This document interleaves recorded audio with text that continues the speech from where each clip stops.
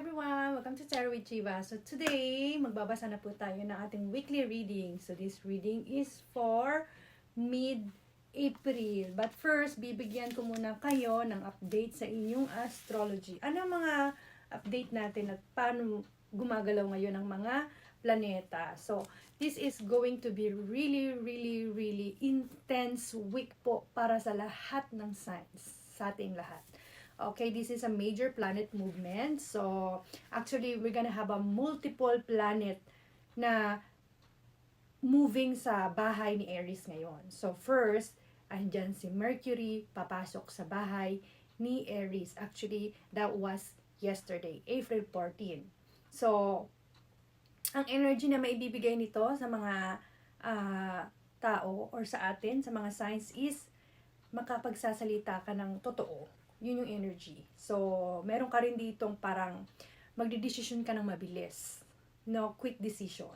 So, meron ka rin energy na kapag hindi ka grounded, magkakaroon ka ng minor gulo or chaos. Okay? So, be mindful lang. Mercury enters Aries, April 14, no? Speaking the truth, nagdidesisyon ka na mabilis, quick decision, and kapag hindi ka grounded, maaaring magkaroon ka ng gulo. So, that's the energy from yesterday and hanggang sa makaalis siya sa bahay ni Aries. So, ingat lang po tayo sa energy na yon. And then, pangalawa is Mercury sextile Uranus. That was yesterday as well, April 14th. Okay? May mga business idea ka, may financial insight ka, creative thinking ka, no? So, ayun yung energy na may bibigay sa'yo ni Mercury na magse-sextile kay Uranus. Okay, so, pangatlo is nandiyan si Mars in Aries. Since April 9 pa. So, hanggang sa umalis siya sa bahay ni Aries, ang ibibigay sa'yo nito is action, confident, and drive mo kung ano yung mga gusto mong gawin. No? Yun yung energy mo. Yun yung positive energy mo. Pero, sa negative energy nito, kapag nag-action ka, ang negative nito is argument. So, ingat lang tayo doon, ha? And then, kapag confident ka, yung negative nun is impulsiveness. Okay? So, kapag masyado ka namang, alam mo yun, yung drive sa mga ginagawa mo, parang yes, no? Gagawin ko do. Minsan, di ba, nagkakaroon tayo ng ego. So, yun yung negative niya na side. Okay? So, ingat lang po tayo doon sa energy na yon na si Mars ay nasa bahay ni Aries. Okay, so, we also have here Mars conjunct Neptune. That was the other day, which is April 13th. Okay, anong energy to at anong ibig sabihin nito? Si Mars nag-conjunct kay Neptune, which is yung energy na ibibigay sa atin nito is about action sa mga intuition natin. Yung mga intuition natin, yung mga nasa loob lang natin na iniisip natin, yun. Ito na yung panahon para action na natin yung mga kung ano may mga illusion na yon, okay? And then, pursuing dreams, ganun din, no? Parang yung mga dreams mo na nasa utak mo lang, yung mga pinapangarap mo, is ngayon mo siya lalagyan ng action, no? Parang pupursuhin mo siya. Yun yung energy na ibinibigay ni Mars na magko-conjunct kay Neptune, no? Si Mars kasi is about action, and then si Neptune is about intuition or dream. Okay? So, ang negative lang nito, kapag malabo yung direction mo, malabo yung mga plano mo, tapos hindi ka grounded. No? Pag hindi ka grounded, mas sasakit lang yung ulo mo. Parang ganun yung energy na ibibigay sa'yo. Okay, and then, we're gonna have a new moon in Aries. That's gonna be on April 17th. So, this energy is going to give you ng parang letting go. No? Magli-letting go ka na ng mga parang letting go na yung mga hindi mo na talaga intention gawin. Ganon. Or also, ili-letting go mo na yon, and then, you are going to start magbigay ng attention or intention sa mga bagay na gusto mo. No? So, that's your new moon in Aries, and also, meron pa tayo starting something new na to. No? Pag sinabi natin new moon, in any signs man pumasok ang new moon, magkaroon tayo ng new moon, ibig sabihin po niyan is starting something new. No? Magsisimula ka ng something new. For example is, magi-start ka na pumasok sa bagong school. Magi-start ka ng magtrabaho sa bagong trabaho na in-applyan mo. Magi-start ka ng something may bago. No? May bago sa iyong bahay, sa iyong career, sa iyong, kahit saan pa man yan. New moon means is something new na darating. And then, you're gonna have also reinventing yourself. Yun nga, pag sinabi natin may bago, ibig sabihin parang marami kang bago na ideas, no? I-reinvent mo nga yung sarili mo eh. Pag-aaralan mo yung mga bagay na hindi mo pa na pag-aaralan. Alright, and then the last one is we're gonna have a Mercury conjunct Neptune, sorry. So it's gonna be on April 17 as well. So, wow. Alright, ito lang ang pinaka-importante dito. Mercury plus Neptune. Mercury is about communication. Neptune is about intuition, dreams, no?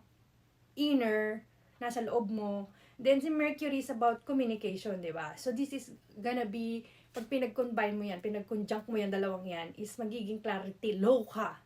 No, low yung clarity mo, wala kang masyadong foggy. So ingat lang na magkaroon ng miscommunication, no? Tapos lumala yung illusion mo, no? Marami kang naiisip na bagay na hindi naman totoo. No, ingat lang doon over idealizing situation, no? Yung masyado mong ina-idea yung isang bagay, no? Yung masyado mong kinakalikit, ina-analyze masyado, yung mga ganong atake.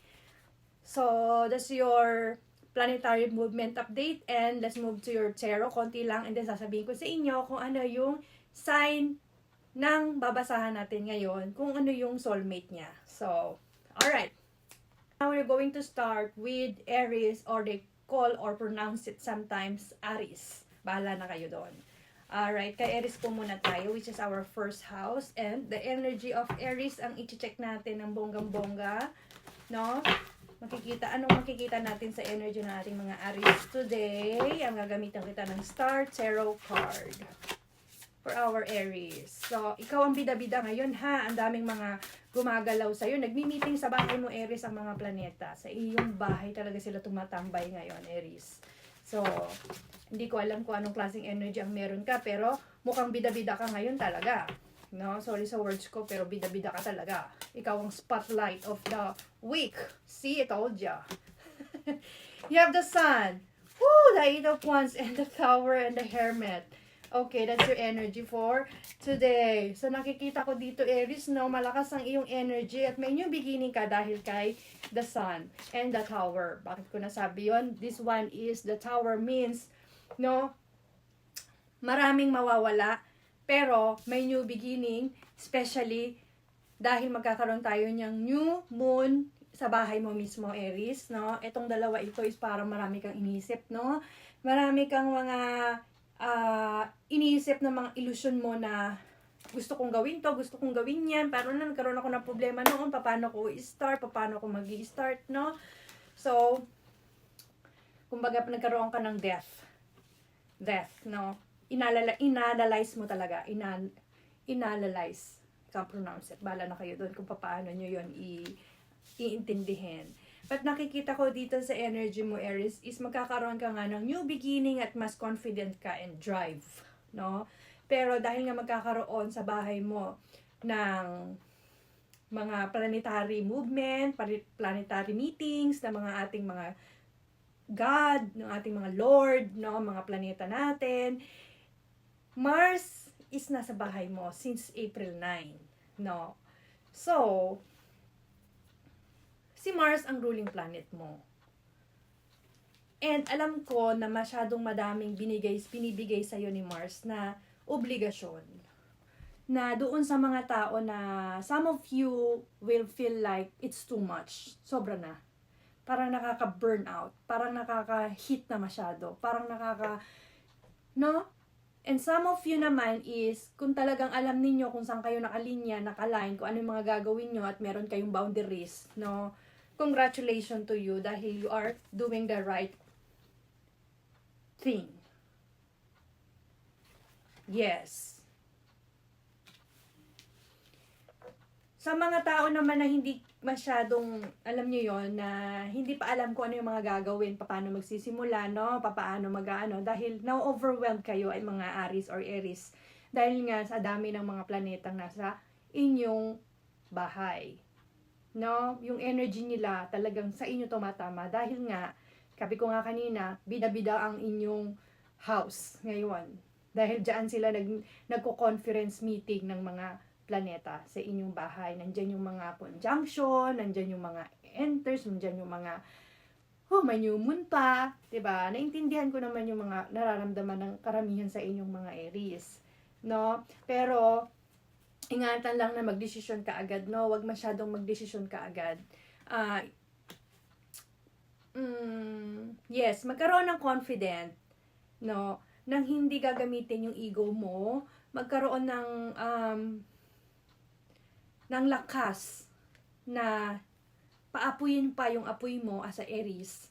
Pero, mag-ingat lang na huwag ka magpadalos-dalos sa mga desisyon mo. Okay? So, magsimula ka ng hindi ka nagpapadalos-dalos. No? Because of the 8 of Wands.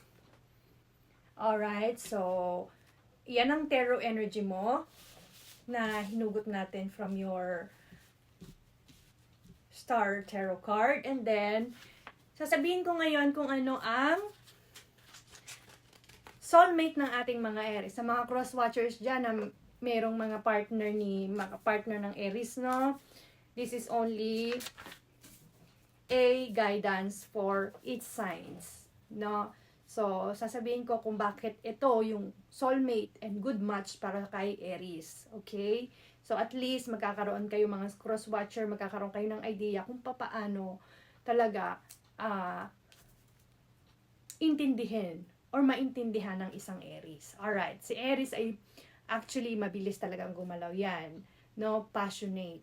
All in yan sa pagmamahal. No, hindi yan minsan nag-iisip basta-basta. Basta all in lang siya talaga. Lalo na kapag gusto niya at mahal niya yung tao. Okay, nagkikrave si Aries ng excitement at intense sa connection, ng mas active at alive. Ganyan ang Aries. Dahil fire element yan or fire sign yan. Okay?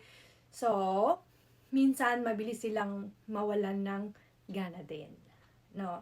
Lalo na kapag mabigat na sa emosyon nila, gusto nila ng parang may control at may secure na tatayo sa tabi nila, hindi lang yung tatayo sa likod nila. Gusto nila sa tabi nila na makakasabay sa apoy ni Aries. Okay? So, yun yung dating ni Aries when it comes sa pagmamahal. Okay? So, ang soulmate ni Aries ay si Leo. Yes po, si Leo. Kasi si Leo ay may confident, may passion, hindi yan nagsasawa sa mga passion, sa mga gusto nilang gawin, no? So, fire sign din si Leo. So, talagang madalas is match talaga sila when it comes sa mga adventure, mga excitement, no? Nagdadala sila sa isa't isa ng excitement, no? Lalo na kapag sila ay magkasama. So, ang soulmate po ni Aries ay si Leo. So, that's your reading, Aries. And see you in my next video. Taurus, the second house. Taurus naman po tayo. Okay, energy for Taurus.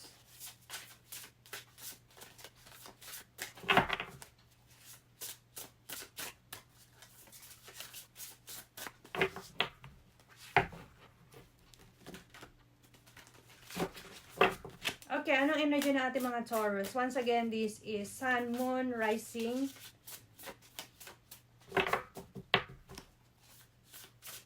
placement. Oh, you have an Ace of Cups. Wow. The Ace of Wands. The Six of Swords and the Ten of Swords. Wow. Oh, wow, wow-wee. Taurus, Taurus, Taurus. What's going on? What's going on? You're gonna have a internal shift. Nakikita ko dito. You're gonna have the internal shift, baby. New beginning, Ace, Ace, no? And then you have the Six of Swords. Six of Swords, no? Kailangan mo ng pahinga, no? Nananahimik ang iyong energy. And mas nakikita ko rito, mas tahimik pero deep ang proseso, no? Dahil kay Ten of Swords. Yes. Wow. This is about healing, no? Kailangan mo ng pahinga. Dahil sa Six of Swords, kung makikita mo dyan, is nagpapahinga siya, no? No? Kailangan mo ng pahinga mentally. Letting go, i-release mo. Yun yung nakikita ko dito. Dahil you're gonna have a new beginning. Like I said, Ace of Wands and Ace of Cups. Emotions. Basta. Napakagandang energy for you, Taurus. Wow. Yes, kailangan mo lang ng pahinga, Taurus, talaga. Literally. Napaka-focus mo ngayon sa iyong finances, sa iyong career. No, focus ka ngayon. Talagang uma-action ka eh. Kahit hindi ka isang fire, uma-action ka. Nakikita rito sa mga card mo na to. Uma-action ka, kaya lang, parang nadidrain yung katawan mo. So, kailangan mo ng pahinga. Kailangan mo ng pahinga para mas gumaan yung utak mo. Okay, huwag masyadong mag-isip din. Mas tahimik pero deep ang proseso. Ang nakikita ko dito. Deep ang proseso. And I think like it is healing.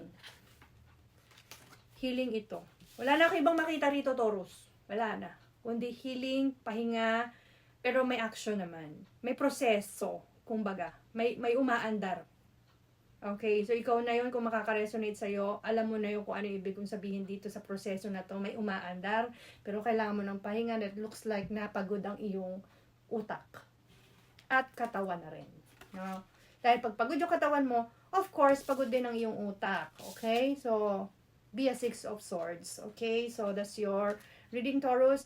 And bibigyan kita ng iyong soulmate. Ano ba ang talagang soulmate ng ating mga Taurus? Alright? So, Taurus is isang loyal at patient. No? And deep sila magmahal. Yes.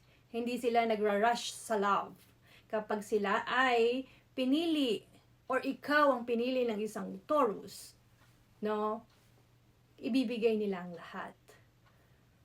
Nagkikrave ang mga Taurus sa stability, physical affection, and connection na safe, no? Para sa kanila yon. Pero minsan, masyado silang, alam mo yun, yung parang na-overwhelmed doon at nai-stuck lang doon sa point na yon na parang nananatili sila sa ganong sitwasyon na walang growth, no? Pag masyadong na-overwhelm at masyadong ibinigay yung stability and physical affection. So, kailangan ng isang Taurus yung taong may consistency, effort, at yung hindi magbibigay sa kanila ng chaos. At yung maghihila sa kanila na gumalaw. Like, we can be happy, pwede tayong maging masaya, pwede tayong maging ganito, pero ang gusto ng Taurus is yung tao din na maghihila sa kanya paakyat na. Hindi tayo pwede ma-stuck dito. Kailangan may gawin tayo, kailangan meron tayong growth together. Yun yung gusto ng mga Taurus, no? So, ang soulmate ni Taurus is, of course, none other than Cancer. Yes po, si Cancer, dahil si Cancer ay magaling magbigay ng emotional worth and reassurance. Alright, so that's your reading, Taurus. And let's move to the next sign. So now let's move to Gemini. So, anong energy na ating mga Gemini? This is Sun, Moon, Rising as well as Venus placement. For Gemini energy for the mid of April.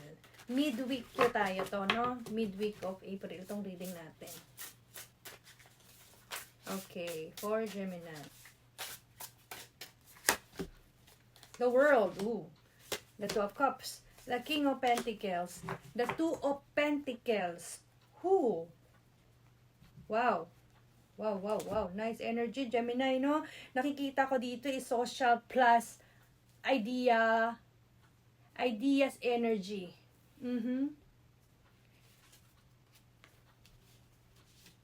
Ganitohin ko. Yan. Because you have the World and you have the King of Pentacles. Social and ideas energy. New connection. New connection because to kay Two of Pentacles. At bigla ang ideas, no? no?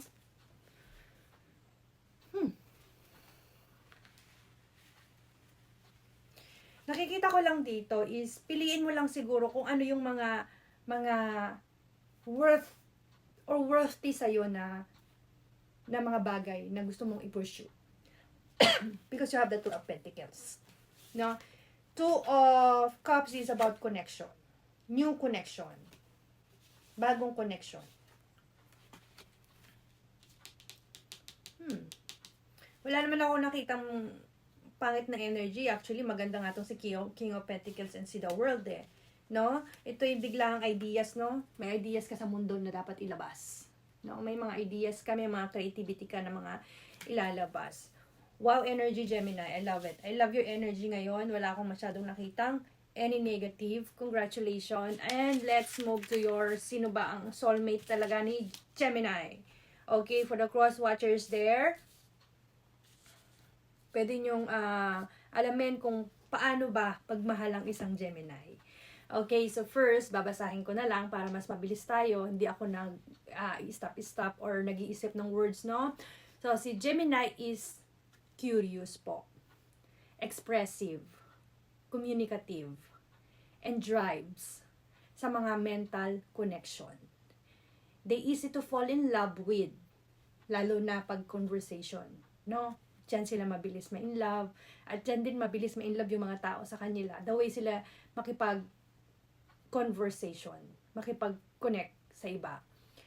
Yun yung para bang mabilis, playful, na parang hindi ka mabuboring sa kanila. That's the way they approach or express, no, when it comes sa mga aura na ganyan, na mga ganyan na relationship, ganyan, or connection, no? Pero minsan, kapag nafe-feel nila na paulit-ulit na lang, ang pare-pareho na lang palagi yung nangyayari. Kasi, Gemini is, mahilig nga sila sa playful at mabilis na bagay. So, kapag nai-stuck sila sa isang bagay, talagang naghahanap yan ng paraan para, alam nyo yon na mag-growth pa yan. Maghanap pa yan ng mas parang mag-i-spice, no? Sa kanila, magpag-growth sa kanila, ganon. So, ayaw nila ng paulit-ulit. At pareho na lang palagi yung mga situation. Doon sila talaga nag-i-start mag-unti-unting lumayo or mag-disconnect. Ang isang Gemini kailangan ng tao na makakasabay sa kanyang mental ability. Pero gusto rin nila na i-ground mo rin sila ng hindi kinokontrol. At gusto nila yung taong makakaintindi sa kanila na minsan gusto nila ng space. Okay. Dahil para sa mga Gemini, gusto nila ng space nga kanina. So, para sa kanila, space isn't a lack of love. It's a freedom and it's para bang flexibility sa kanila yon to grow without pressure. Ganun ang mga Gemini. So, ang soulmate po na match para sa ating mga Gemini is si Libra. Yes po. Libra. Huh? Libra is about balance. Yes. Okay. Match sila dahil sa kanilang hilig sa conversation, curiosity, and affection. Which is ganun din ang Libra. Libra ang kaya magbigay ng balance kay Gemini habang si Gemini naman ang magbibigay or magdadala ng movement doon sa kanilang energy. Okay? Sa relationship nila. And ito rin ang makapag-create sa kanila ng dynamic, exciting, and emotional fulfilling. So, they can feel free without restriction. So, once again, Gemini, your soulmate is si Libra. Alright, so let's move to the next sign. And then, ikakat ko muna yung video. Bukas ko naman po i-upload yung iba. Kasi, mag-i-start tayo lagi sa fire sign. Then, mag-i-start tayo sa earth sign, tapos mag-i-start tayo sa air sign, and then water sign. Ganun ang ikot na ating reading for this mid-week of April. Alright, so let's move to the next sign. Alright, Cancer yan at Cancer yun, oh. Tignan natin ang energy ng ating mga Cancer. Cancer energy. Cancer energy. Ano ang energy ng ating mga Cancer? Alright, this is Sun, Moon, Rising, as well as Venus placement. Ooh. Ah. Okay. Well, you have the Eight of Cups, the Moon, no, which is a water sign. This is Scorpio card. And you also have the Two of Swords. And you have the Four of Swords. I love it. Okay? Pahinga-pahinga, no? Nare-relax lang. Kalmado lang, no? Nakikita ko dito, Cancer, dito sa Two of Swords mo and the Four of Swords, no? Kita mo yan? Parang, well, hindi ko naman masasabi nagpapahinga yung mental mo. Ang sinasabi ko lang dito is, may clarity ka na makita yung mga bagay na, alam mo yon, nakikita mo na magpapabigat lang ng energy mo. No? So, dito sa dalawang card na to, no, nakikita ko Cancer. And then, I think you are more on focus sa iyong career. No? Yes. Dahil kay Eight of Cups. Focus ka. May mga nakatumba dyan, pero tignan mo. Siya. Pupunta siya doon para ma-achieve niya yung mga recognition. Yung mga recognition na yan, mga, let me say, yung mga leadership energy. Talagang, well, di ba? Bakit kailangan kong, napaka-water nito, no? Tignan nyo, oh, may dalawang water, may water, meron ditong water, meron ditong water. Kita mo yan? Water yan. Kita mo, reflection. Kita mo to, may water dito, which is ikaw, Cancer. Then, meron din dito, nasa tubig. O, di ba? And then, meron din ditong tubig. Very Cancer talaga. Nice, nice. So, nakikita ko dito, no, recognition or pressure sa work. Either dun sa dalawang yon. Dahil nga dito kay Two of Swords and kay the Moon. The Moon is yin-yang. So, mamimili ka dyan. You want recognition or you want pressure at work? Because you have the leadership. Yeah. Nakikita ko dito, may leadership energy ka dito. No? Diba? Nakikita ko dito, kaya mo to. Kaya mo tong mga to. Anything happens to you, Cancer, kaya mo. Kita mo yan, umaakyat siya para makuha yung star dyan, no? And then may rainbow doon. No, akyatin mo yung tubig na yan. Umakyat ka, lumabas ka, no? Yung ano mo, yung buntot mo, gawin mong paa, no? Mag-alaano ka. Yes, and nakikita ko dito is you are divine protected, which is, 'di ba? Kung may makikita kang bird dyan, kalapate na puti, at saka anong tawag dito? Whale. That's, I think, nakikita ko dito sa card na to is also, bear, white. Basta anything white, Cancer. Anything white na animal na makita mo, that means that you are divine protected at nandiyan lang yung protection. Which is, talagang kaya mo tong energy na to. Kaya mo yung energy. Pero makikita ko dito, masyadong busy, no? Yes. Busy energy ka rito kasi may pagka-leadership energy ka eh. So, magiging busy ka na. Ingat lang po sa masyadong ma-overwhelmed, no? Ang mental natin, kailangan nating alagaan. Alright, Cancer? So, tingnan naman natin kung sino ang soulmate talaga ng ating mga Cancer. Alright, babasahin ko na lang po, no? Para mas mabilis tayo at hindi tayo paputol-putol at mga pabulol-bulol na sinasabi. Okay, so si Cancer, ang isang Cancer is deeply emotional sa puso nila, no? Sila din ang isang very protective, no, sa kanilang nararamdaman at sa kanilang puso, sa kanilang emosyon, no? Hindi lang sila nai-inlove at of course, hindi lang sila nai-inlove basta-basta, kundi nagdi-deep attach din sila, no? Ano man tawag doon sa pag dumikit sa'yo, lanta ba yun? Pag dumikit sa'yo, matahirap tanggalin. Ganon yung, sinasabi, hindi naman literal na pag dinikitan kayo ng cancer, hindi naaalis yan. Hindi naman ganong literal. Kumbaga, ini-explain ko lang is yung pag nagmahal sila ng isang tao, ganon kadikit yung kanilang attachment sa inyo. Pag mahal niya kayo. Okay? And si Cancer is nagkikrave sa connection, no? Na mararamdaman nila yung safety nila, yung secure sila, at totoo. No? Parang binibigay nila lahat sa pag-ibig. Yun nga, deep attachment nga, no? At kahit magbigay sila at kaya din nilang magbigay ng parang to the max na kasal na, bahay na, pamilya na, ganun ang level nila, no? Pag talagang sila nagmahal talaga. Pero minsan sa sobrang alam mo yun, mapagbigay sila when it comes to love, no? Nakakalimutan din nilang protektahan ang kanilang sarili at magkaroon ng self-boundary.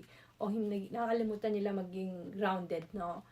So, gusto na isang Cancer, ang isang partner nila na kaya sabayan ang lalim nila nang hindi ipinaparamdam sa kanila na nakapag nahuhulog na sila is bigla silang iiwanan, no? Cancer like consistency. Okay, and also, ang soulmate ni Cancer is, of course, Taurus. Yes po. Taurus give Cancer stability, loyalty, and consistency. At si Taurus naman is naturally, crave talaga ni Cancer yung mga ganong atake ni Taurus. And Cancer naman is habang ang mga Cancer is nakakapagbigay ng emotional depth and warmth. Cancer feels safe to open up and Taurus feels grounded and secure as well. So yun, meron silang emotional grounded, may security sila, may safe sila sa isa't isa. So once again, ang soulmate po ni Cancer is si Taurus or Taurus. So, that's your reading today. Nag-start tayo kay Aries, kay Taurus, kay sino ba sumunod? Si Gemini and si Cancer. And tomorrow naman po, mag-start naman tayo ulit, no? From Leo, Virgo, Libra, and Scorpio. And then the last one is si Sagittarius, Capricorn, and Aquarius. Alright, so guys, pakitignan po itong ipopost ko dito. Alright, so itong chart na to po is, ayan yung ibig sabihin ng bawat houses po. Okay, you can screenshot kung gusto ninyo para meron guide po sa inyo. So, yung number 1 sa bilog sa gitna, 1, 2, 3, 4, 5, yung mga number na yan po yung mga houses. So, halimbawa kayo ay pinanganak sa bahay ni Sagittarius. Okay, kung sa bahay po kayo ni Sagittarius pinanganak, nandun po kayo sa 9th house. I believe. Pisces, Aquarius, Capricorn. Yes, 9 po, pang 9. Kung kayo po ay isang Sagittarius, nandyan po kayo sa pang 9. Okay, so, yan po yung bahay nyo, tatandaan nyo lang. Okay, so, nandito po ngayon tayo, ngayong date na ito, anong date ngayon is April po, no? Nasa April po tayo, dahil nandito tayo sa bahay ni Aries. Aries is March 21st to April 19. So, which is, si Aries po is nasa 1. Okay? House number 1. Okay po? Nasa 1.